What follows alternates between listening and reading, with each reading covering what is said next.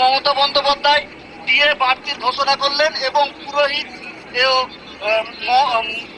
মহার্জিনদের 500 টাকা বৃদ্ধি মানে 2000 টাকা করলেন। কি বলবেন? দেখুন, ব্যাপারটা হচ্ছে এই চমকের রাজনীতি করতে শিখতে হবে।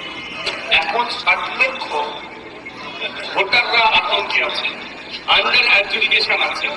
এই সমস্যার সমাধান করবে কিভাবে তার রাস্তা না বলে উনি ওনার ভোট ব্যাংক ধরে রাখার জন্য এই সমাজের মানুষ, ইমাম সাহেব, মুয়াজ্জিন সাহেব, সরকারি কর্মচারীদের নিজের কাছে টানার জন্য যে কথা করতে কাজ করলেন।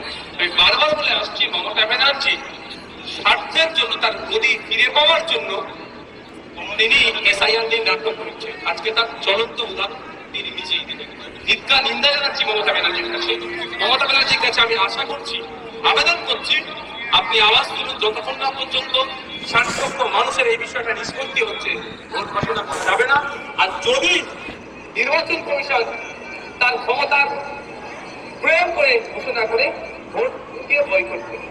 আচ্ছা, আপনি এই যে বললেন যে ভোটকে বয়কট করার জন্য রাজ্য সরকারের সঙ্গে ভোট বয়কটের সাথ দিবেন, তাহলে কি আপনি আইএসএফ এবং তৃণমূল কংগ্রেস যোগ করছেন? না, জোটের প্রশ্নদিন আসছে না।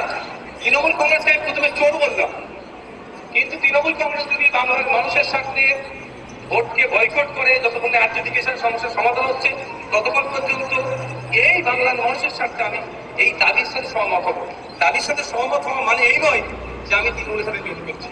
বাম এবং জনতা উন্নয়ন পার্টির সঙ্গে কি জোটের সম্ভাবনা আপনাদের?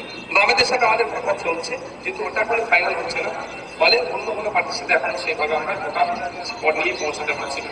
আজকে কত মানুষ যোগদান হলো আপনাদের? যেমন হয়তো আমাদের নেতৃত্বরা বলতে পারে, কোথা থেকে এসছে না এসছে, আমাদের জেলা নেতৃত্ব যারা আছে বলতে পারে। Thank you.